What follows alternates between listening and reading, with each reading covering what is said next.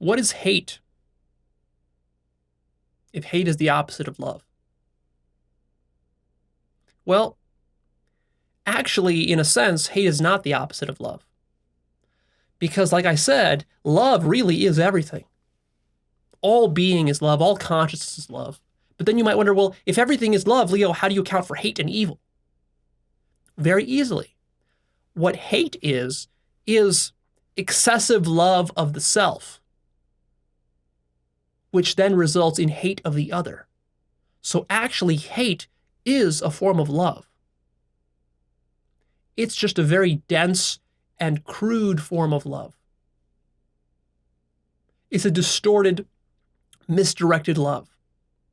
So think of it like an ice cube, which starts as a solid, and then it melts and it turns into a liquid, and then it can evaporate and turn into a gas. So this cube is always water. Likewise, everything is always love, no matter what phase it's in, whether it's liquid, gaseous, or solid, it's all love, right? But when it's in this condensed form, this block of ice, that's what it looks like when it's called hate, conventionally speaking. Then when it becomes liquid, then it becomes a little bit more like conventional love. And then finally, when it becomes a gas and it embraces everything, then it becomes this sort of divine, infinite, unconditional love, which very few people experience. Most people only experience the solid state of love and the liquid state of love, but never the gaseous state of love. So the solid state of love is what you feel for your enemies, who you hate. It's dense, it's rigid, see? It's very stubborn. It refuses to yield. With your family members, for example, you love them in the conventional sense of the word love. You buy them Valentine's Day cards and holiday cards with hearts on them and stuff like that. And you kiss them and you tell them that I love you. So that's you might say that that's the pinnacle of love, but no, it's not. That's a very shallow form of love. It's still highly conditional. You only love your family just because they basically play and suit your ego in certain ways. You don't really love your family unconditionally. And so we would say that's sort of the liquid form. And then if you really work on yourself for the next 10, 20 years, then you'll get to the gaseous form, and then you can really start to experience the unconditional forms. So what I'm saying here is that every evil person actually acts out of love. So Hitler acts out of love. He created World War II out of love. Now, this is very counterintuitive to people because you would think like, no, Leo, that's completely wrong. You got it backwards. That's the opposite of love. That's hate. But that's just love, you see. Because what's really going on there is that it's Hitler's ego and the national ego of Germany and the Nazi Party, which created this division between itself and the rest of the world. And then it lashed out because it was not capable of being fearless into surrendering itself to everybody else. It wanted a purified version of its race and its people and its ideology, you see? And it was scared. It was paranoid. How did Hitler rally all his supporters? Through paranoia and fear. Fear of others, fear of foreigners, fear of people taking over Germany, and fear of being treated unfairly, and existential threat. See, this is how fascism works. This is how all hatred works, is by a sense of existential threat from foreigners or from bad economic conditions or whatever else. The ego feels threatened and it loves itself, but then it doesn't have enough love to love everything, so it only limits its love to itself. But of course, there's a very interesting twist to this. You would think like, well, yeah, someone who's a total narcissist just loves himself completely. And yeah, this person can go out there and hate people and do all sorts of evil.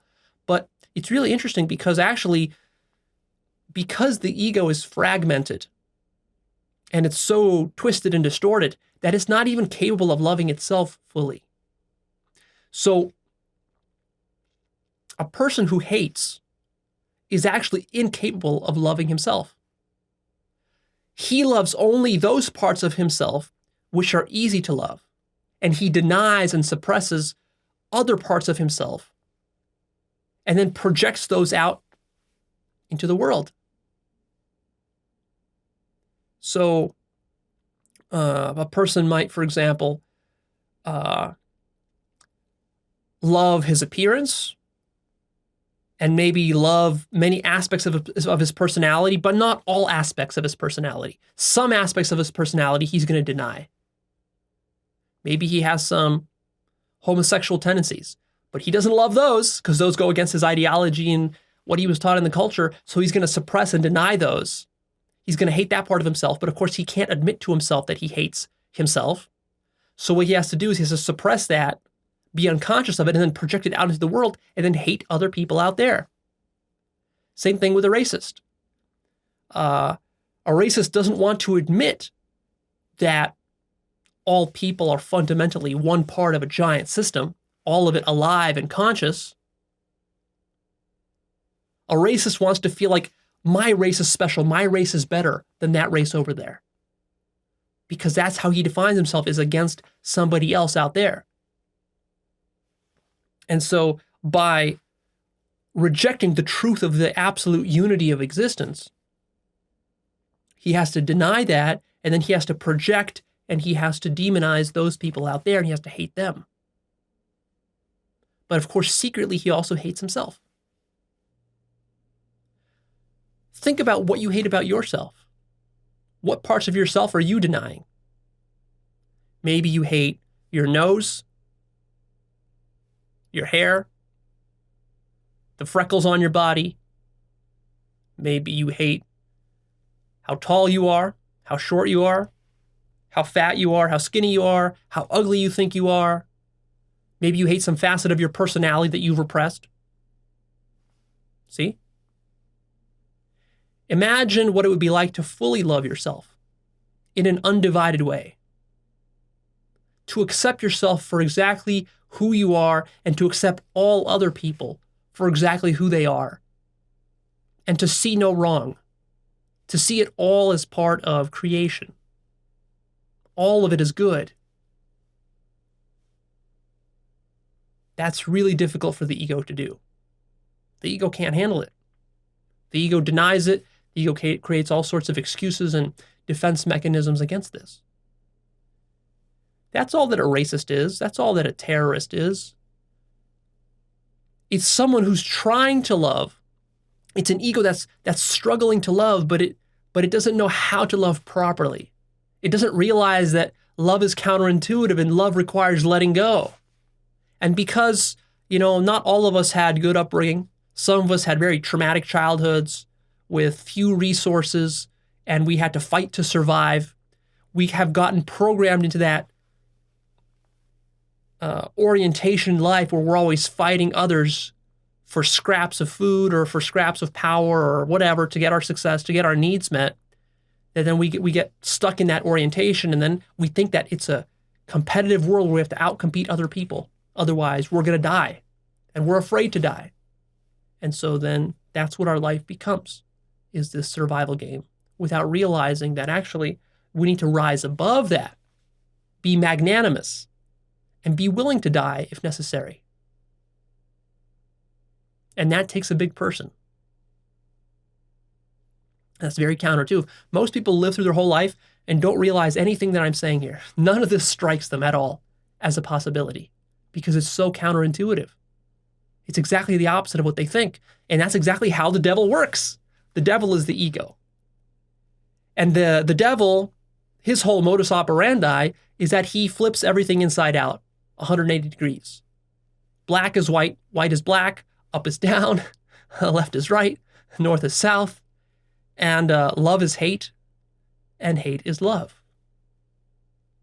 The ego gets everything backwards because, the devil, because fundamentally what the devil needs to do in order to survive is to deny the truth. Truth needs to be turned into falsehood, and falsehood needs to be turned into truth. That's why the ego reverses love and hate. the devil actually convinces himself that by hating others out there, like foreigners or bad people, Nazis and whoever else, that by doing that, he's actually doing good. That's what the devil has convinced himself of, without realizing that actually, no, he needs to embrace all that and love all that.